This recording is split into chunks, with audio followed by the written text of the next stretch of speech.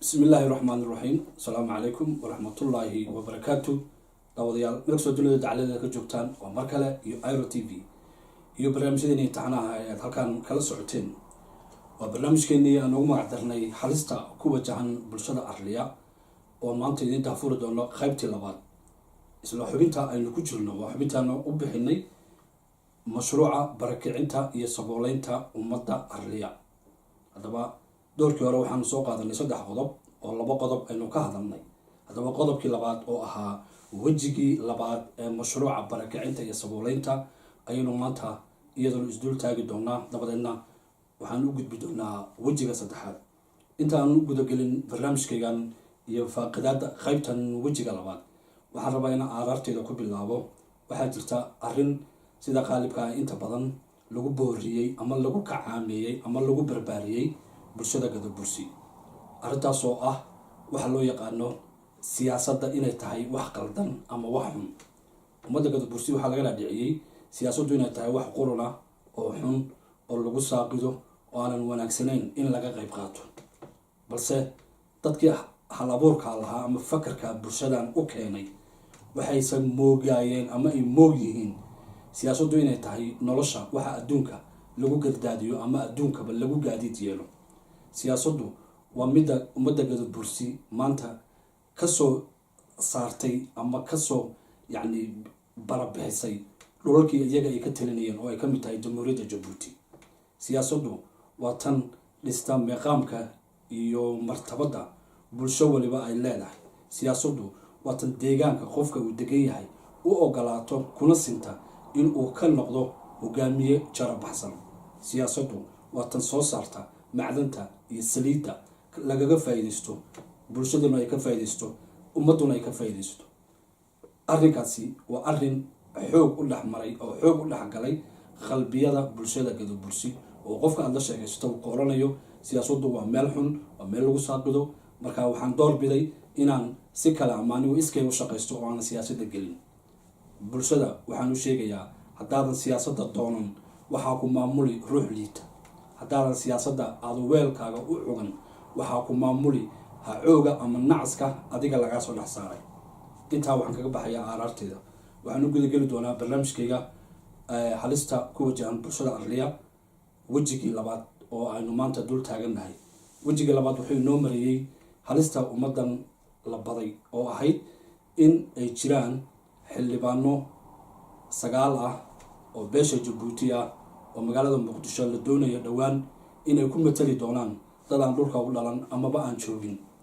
si aan markaa arrintaa u fahanno anoo maalintii hore qayb ka soo qaatay waxaan rabaa inaan taariikh yar dib idin celiyo waayo taariikhdu waxay dadka tustaa halka ay turaanturada ka soo bilaabatay taariikhdu dadku waxay u ifisaa xaaladaha dhabta ee waagaa jiray taariikhdu waxay dadka siisaa tamar iyo dhiirigelin waxaa jira isku day lagu sameeyay dhul ballaarsi markii ay jirtay dowladii Soomaaliyeed ee kacaanka ee ballaarnayd ee jamhuuriyadda Soomaaliya oo dhan gacanta ku haysay waxaa jira qoraallo badan oo aan helnay oo wafud ka timid Jabuuti markii ay xorriyadda qaadatay wixii ka dambeeyay in loo yimid madaxdii markaa gobolada waqooyi ka talinayay waxaan soo qaadanaynaa dhowr qof waxaan soo qaadanaynaa ninka la yiraahdo Allah naxariistay Maxamed Xaashi Gaani oo mar ka talinayay gobolada waqooyi ahna sarkaal sare oo Soomaaliyeed Maxamed Xaashi Gaani waxyaabaha loo leeyahay waxay ahayd adduun in la siiyo wax walba loo ballan qaado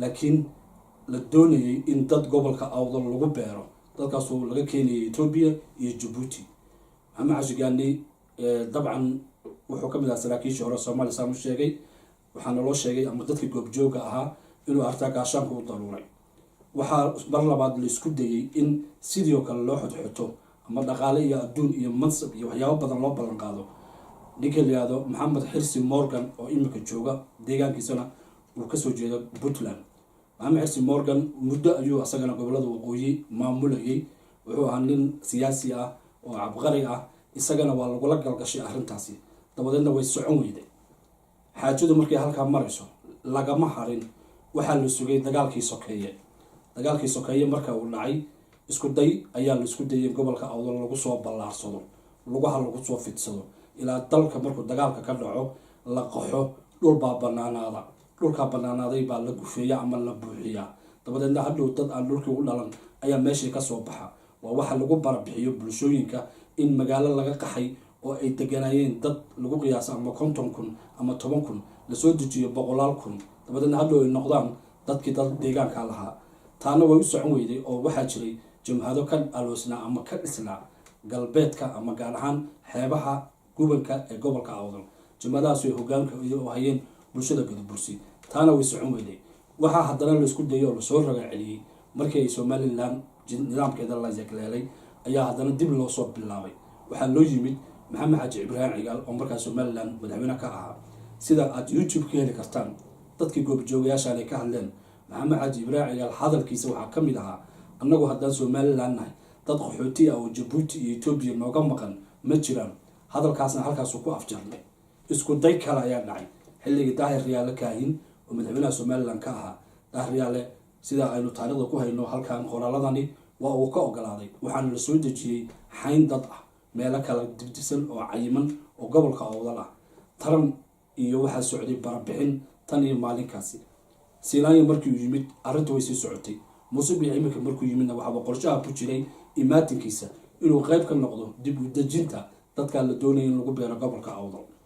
halkaasi iyo heerarkaasi iyo hujuum badan iyo dilal badan iyo arrimo fara badan ayaa dhex socday oo aan iyagu halkan ku hayno. taa marka maxay keentay? waxay keentay in loo fakaro qaabkaasi qaab ka duwan.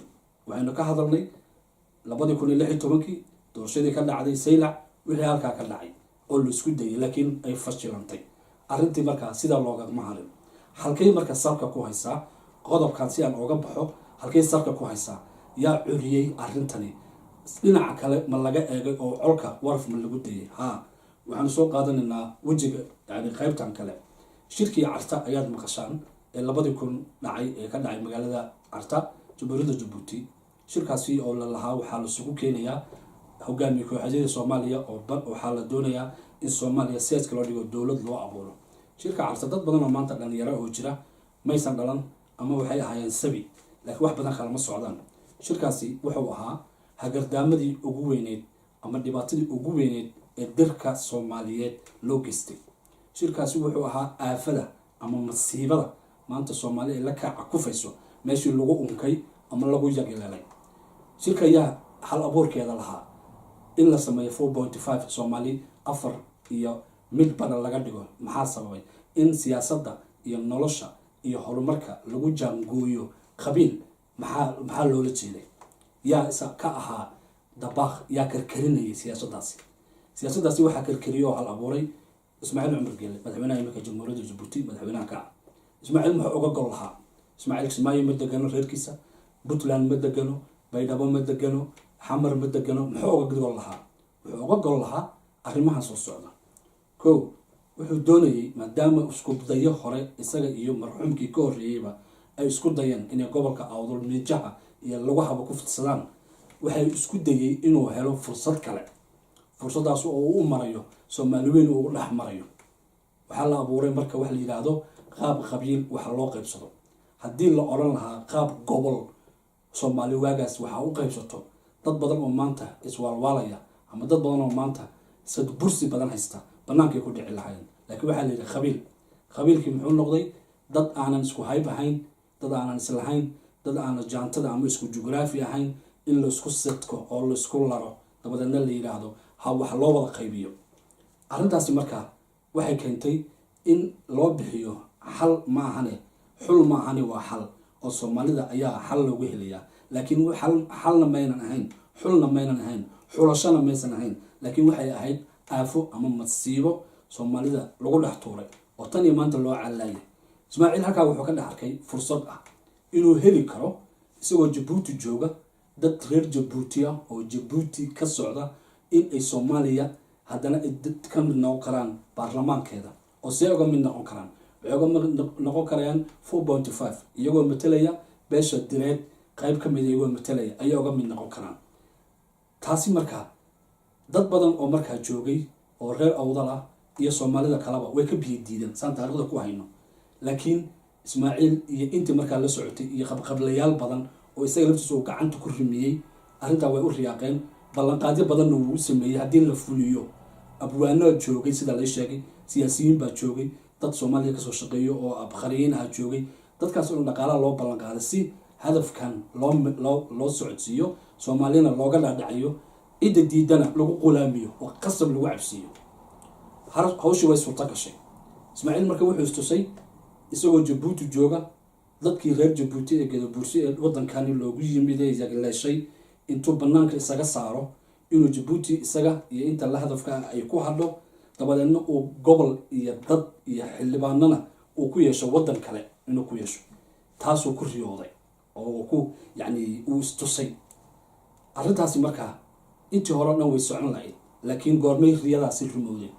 riyadaa waxay rumowday shirkii Imbagati iyo shirkii Eldoret oo ka dambeeyay shirkii Carta ayaa lagula galgashay waxa loo yaqaano dir baynu nahay, dabadeedna waxaan u kala qaadanaynaa haddaan dir nahay afarta waaxood, afarta haamood oo direed ayaan wax u kala qaadanaynaa, dabadeedna reer walba iyo meeshuu joogaa wax loo siinayaa. dabadeedna Gadabuursiga oo ka mid ahaa dadkaasi oo shirkaasi Eldoret iyo Imbagati rag jooga iga warrameen xubnaha ay markaa ku lahaayeen Soomaaliya oo aad u badnayd, qayb beeshii Ismaaciil ayaa loo gooyey. arrintaana maahan arrin ku cusub, saamiga Gadabuursi mar walba uu dad kale ugu deeqo ma ahan labadaas shirood ka hor. waxay ka dhacday 77 ka hor 76 markii Jamhuuriyadda Jabuuti la doonayay in la dhiso. xildhibaanadii waad la socotaan, gacanta loo geliyay adeerkeen Cumar Kaamil Warsame Cumar Agoon. sidee doontaba ha u dhacdo, waa taariikh aan doonaya in dadka xusuusiyo. aad iyo waxba caankaas ma oran, laakiin si taariikh baan rabaa inaan idin xasuusiyo. wixii gacanta lagu hayay waad ogtihiin ay saamiga ay ka tanaasuleen Gadabuursiga 1959 ilaa 60 markii Somaliland ay ka hoos baxday dowladda Ingiriiska ee la yagleelay xildhibaanada. waxaad ogtihiin 5 awdal kusoo beegantay 2 inay ka tanaasuleen oo beeshaasi ugu tanaasuleen, beesha Ismaaciil. marka waxaani wax cusub ma aha. haddaba maxaa isbedelay? isbedelka ugu weyn waxa uu dhacay Sheekh Shariif markii intay dowladda Mareykanka kasoo dhex saartay dadkii uu ka mid ka ahaa loo cimaamaday in madaxweyne laga dhigo.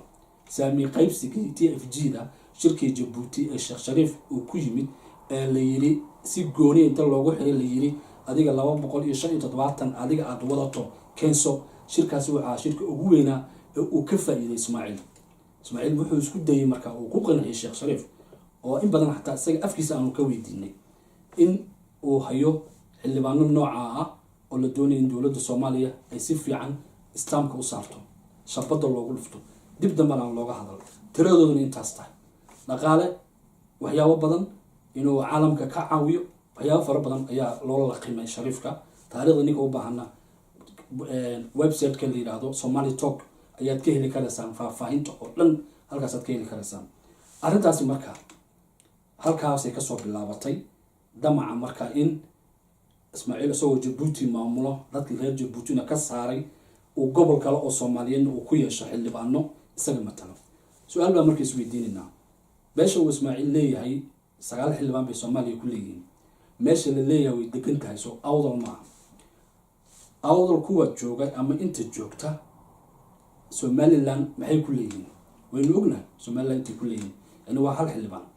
marka 1 xildhibaan sidoo u dhali karayaa 8 xildhibaan oo Soomaaliya ah. waa waxaa u baahan in qof walba oo reer awdal ah, qof walba oo damiir leh, qof walba oo dhulkiisa u damqanaya, qof walba oo warmaha kusoo socda aan doonaya inuu gaashaan u samaysto waa inuu isweydiiyo. marka dhulka loo socdo waa dhulkee? dhulka xildhibaanada loo samaysanaya waa dhulkee? dhulka la doonayay in bulsho kale lagu beero waa dhulkee? waa dhulka adiga aad leedahay. waa Saylac, waa Lughaya, waa Galbadadar, waa dusha sare Gargaare iyo Calixay iyo dhulkaasi barwaaqada ee durdurada, waa ilaa iyo dee meel walba. taasi marka waa halisaha iyo waabayda iyo sunta ku maqan bulshada awdal. in yar bas laakiin ka gilgilanaysa, in yar ayaa dubaaxinaysa weli jirkooga oo yardiida. laakiin inta badan boqolkiiba in ka badan 70 dadkaasi ama reer awdal ama siyaasi ha noqdo ama oday ha noqdo way liqeen, xanuunkaana way la nool yihiin. sababtoo ah shuruuc sharciyaa la siiyey, baasboorra la siiyey, letreed baa loo qoray, lacagaa la siiyaa oo gunno ah, waxaa la siiyaa shaqooyin aan inaga ogeyn ay qabtaan baa jira. waxaa loo fududeeyaa caalamka markay tagayaan meelaha in ay soo maraan Jabuuti, waxyaalo badan baa loo sameeyaa. halistaasi marka maxay mudan doontaa mustaqbalka? halistaasi mustaqbalka maxay mudan? mustaqbalka waxay mudanaysaa kow kacdoono cusub oo ka bilowdo geeska Afrika gaar ahaan gobolka Awdal. kacdoonadaasi oo gaara farka hadal, dagaalo isu bedela, lagu riiqmo dad maanta maata ah ama maxas ah oo dad ka tirsan in la gumaada iman doonto. waayo jiritaanka qofka ama bulshada ama qabiilku magaca iyo tirada ma aha, waa dhulka. qof aan dhul lahayn tiro ma leh, qof aan dhul lahayn faa'iido ma leh, qof aan dhul lahayn manfac ma leh, qof aan dhul lahayn mansab iyo martabad kuma yeelan karayo bulshooyinka kale oo dariska leeyahay. muhiim marka waxaa qodobkan saan usoo afjaro bulshada gobolka Awdal ku dhaqan ee aaminsan aragtida ah soo dhaweynta iyo wax waliba oo runtii qofka uu doonayo inuu isaga markaa uu iska dhaadhiciyo inuu qofka kale u qabanayo.